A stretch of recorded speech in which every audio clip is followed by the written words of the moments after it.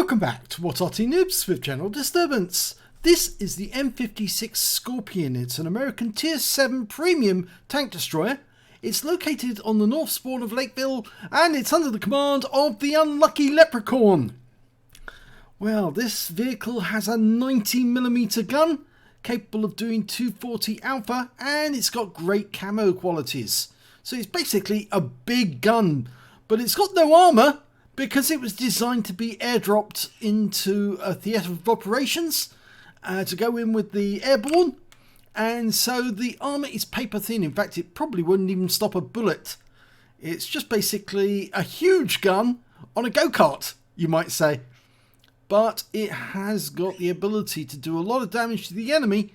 And on this map, with the enemy coming up that valley, well, he's going to get pretty well hammered by this 90mm gun without being able to detect exactly where the Unlucky Leprechaun is. The IKV 103 is setting up next to us. Now he's trying not to block our view. No sign of the enemy yet, but it won't be long. This is a tier 7 battle. We're top tier. It's 357 matchup. A fair number of tanks have actually gone off into the town. It's an encounter one, by the way. Most of the ones that have gone into town are heavies. It would have been a very bad decision for this tank to go into the town, mainly because, of course, lack of armour. Anything that hits it is more than likely going to go straight through. In fact, probably the only part of this tank that could withstand a shell is the tracks, because that's pretty heavy metal. That or the engine. Now you can see on the back of this vehicle that there's ample stowage for the shells, 90mm shells, and a very big gun. It's got a gun shield, but this vehicle is not that tall. I've actually seen a photograph of the real thing with one of the members of What Arty Noobs standing alongside it, and it was actually shorter than him, and he's 6 foot tall. Okay, well, he's been asked to platoon with the IKV. And our first customer's turned up and already received some damage. And it's a VK3001P. But despite the fact that he's turned up, he's not crossing over yet. Oh, and that was a big hit there. And that was a big hit as well on the Panzer IV-H. 233 hit points is a low roll. But it's still a big hit to him in terms of his hit points gone. He's out the game. IKV got him.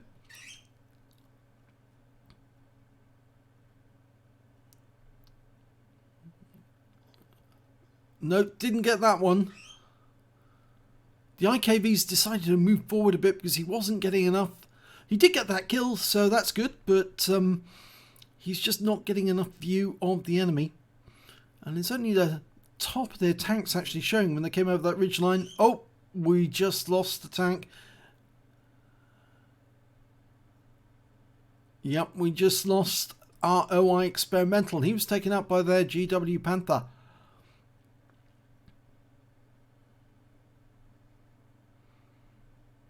And it seems that the P43 and the 25 TP are preventing the enemy tanks coming over that ridge line. And so long as they are prevented from coming over, obviously it gives our guys in the town more chance to actually wipe out the heavy tanks over there. And then we can go and join them as soon as they're ready to capture the enemy spawn area.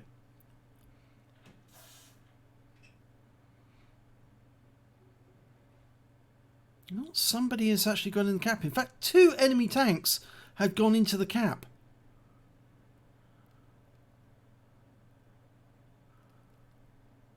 We're still waiting for somebody to pop over the ridgeline again so we can get another shot. And that's the IKV turning around because he's going to move away. And I'm wondering now if this change in position is actually to get to a spot where we can actually get shots on the enemy in the town. Now, any driver of an M56 Scorpion does need to be very careful about where he sights himself because he doesn't want to get spotted if he can help it, because if he is, then he's more than likely going to attract some fire. This vehicle is very small, but as I said, it's got no armor, so it's very weak in some ways. Well, he's auto-aimed on, and it's an E25. Oh, that one bounced off the armor. Now, I'm not sure if he's got 6th sense or not, but that E25 pulled back, and our IKV's gone into a very forward position. And we're now moving into a very forward position as well. We're actually 5 tanks down on the enemy at the moment. So this is not looking very good. We need to get to that central spot so we can shoot on any enemy tanks in the town centre. But, yeah, oh, good shot there on T67 on auto-aim. That 90mm gun is dreadfully over-P for any tank like a T67. Okay, now it's going to be OP for this E25 as well. He's not going to survive very long. And bye-bye. Oh, well, he went. But it wasn't us who got him. It was a Panzer IV-H that got him. And we did get rammed or bumped by our teammate, our platoon mate in the IKV 103. But now we need to get to a position so we can shoot on the town. And I would have normally gone around about here actually and shot into the town. But there's nobody in there to spot for us. So we can't see where they are. And this is dreadful now because there's only 4 tanks left. The Panzer IV-H is moving towards the town. And it's beginning to look to me like the Unlucky Leprechaun is going to try and circle around and come around behind them and get some good shots into their rear.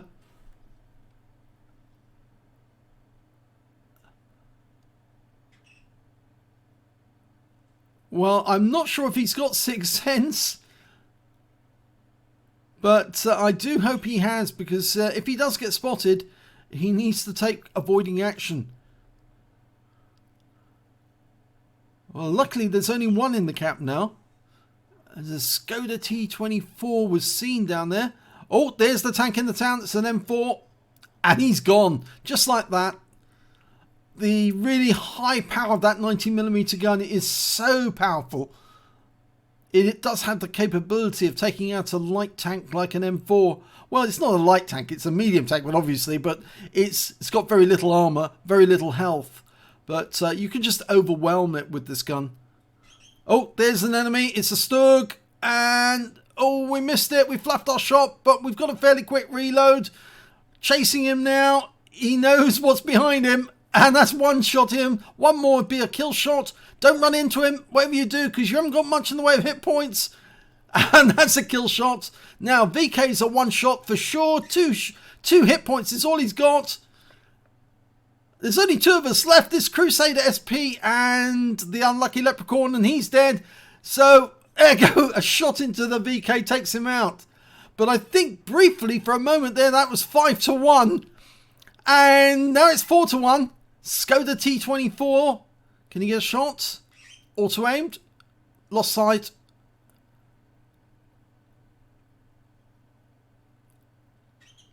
There he is. Now, can he one-shot it? Yes, he can. There's only 3 enemy vehicles left.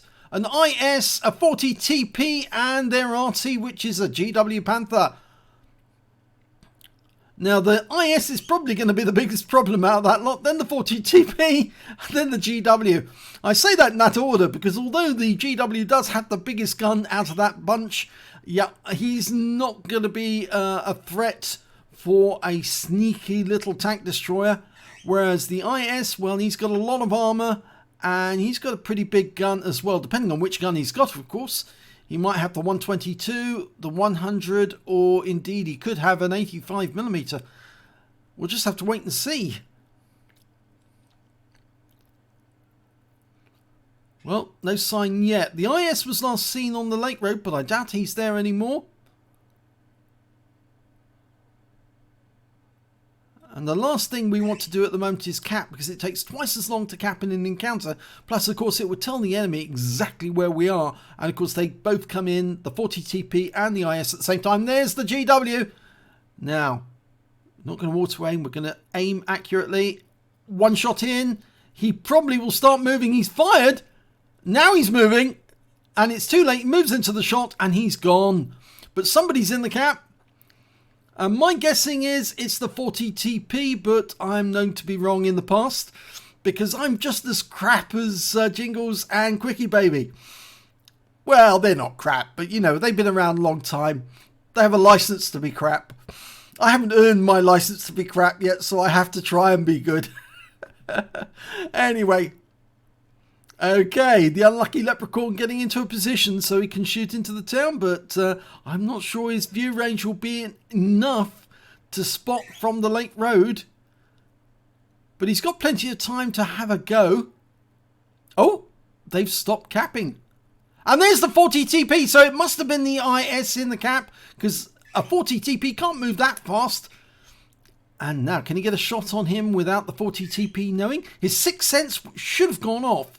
He's looking away, which means he hasn't got sixth sense. There's one shot in. He now knows where we are. And we took a round from the IS, only into the tracks though. And we put a round into the 40TP. We have to get behind cover now because the IS would finish us off. The 40TP returns fire. But now we're going to approach because we are in a crossfire here. One more. Oh, he's hit the tracks again. We need to move because the IS can put a round into us to finish us off. Or no, not to finish us off, but the 40TP's gone. So it's 1-on-1 now. Oh my god, there's a genuine chance of a collar battle out of this. And the IS at this moment is probably really annoyed that he didn't stick together with that 40TP, because if they had, there's no chance that the unlucky leprechaun could have sneaked up on both of them at the same time and wiped them out. This is one of those moments where it really does pay to stick together, because if you don't, a sneaky little tank destroyer is going to creep up on you unseen and wipe you out. Well, let's see how many hit points the IS has. He's gone into the cap again. So we know exactly where he is. He's announcing his presence to all and sundry. But I suppose he's thinking, I've got to ambush the Scorpion from the cap. And he stopped capping again. Now, does that mean he went into the cap and came out the other side? Or is he setting up a ambush outside the cap and waiting for the Scorpion to come in? Well, I suspect he knows the Scorpion would be coming in. But where is he? This is a little obvious, but we need to find out where he is. If we do find him, we might have to move quick to get out of his field of fire. Oh, no, can't go through a KV2.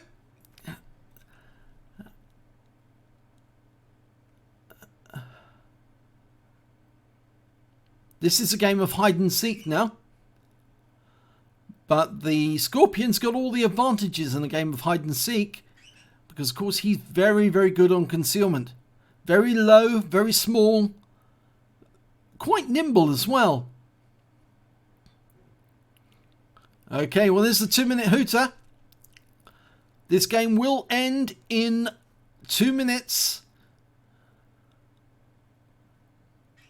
Well, he's done one full circuit of the lake, and now he's going back to the cap area. It's not enough time for him to cap now. You had to be in the cap at least, I think it was the 3 minutes 40 mark if you wanted to cap out, but was it 3 minutes 40? Or 4 minutes 10? Well, he's past the single cap limit, so it's not possible. It's normally twice as long to cap in the cap and in an encounter, and since it's normally 1 minute 40 seconds to cap out, if that's twice, then it's 200 seconds. And 200 seconds, by my reckoning, is 3 minutes 20. Is that right? I would think so. Well, that's the minute hooter, and now we've got 1 minute to find the IS and kill him. So I hope he's only one shot. Oh, there he is! Oh no, he's not a one shot! Oh my god! Put one into his rear. 234, it was a low roll, unfortunately. Now, he knows where we are, very definitely, even if he hasn't got 6th sense. But I don't think there's enough time for him to get 3 shots in to kill the IS. IS is coming this way to try and kill him. He's tracked him. Can get another shot in. Centre mass. That one went through. That's a high roll, but he's going to need at least 3 shots to kill him. And there's not enough time. Goes for the cupola, gets it in. But that's it. Clock's run out. Oh, so close to getting a collar ban off there. It's a draw. That is such a pity. Let's have a look at the end of battle stats. And it's an ace tanker for the unlucky Leprechaun in the M56 Scorpion. He did so well in that game. It was just, he ran out of time. He had the IS. He could have taken him out. He could have killed him. But unfortunately, it just wasn't enough time in the end. He got a bruiser medal for getting at least 5 critical hits during that game. He got 11.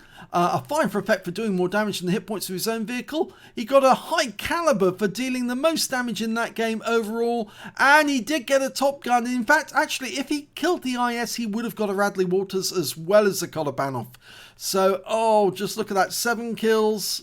So unlucky, but such a good game by the unlucky Leprechaun. Let's have a look at the end of battle stats, the team scores. 2,515 hit points of damage. He easily did the most damage in that game. The next highest scorer was in actual fact the E25 that he, well, he didn't get a chance to kill it actually. Somebody else did. He got 2,223 hit points of damage.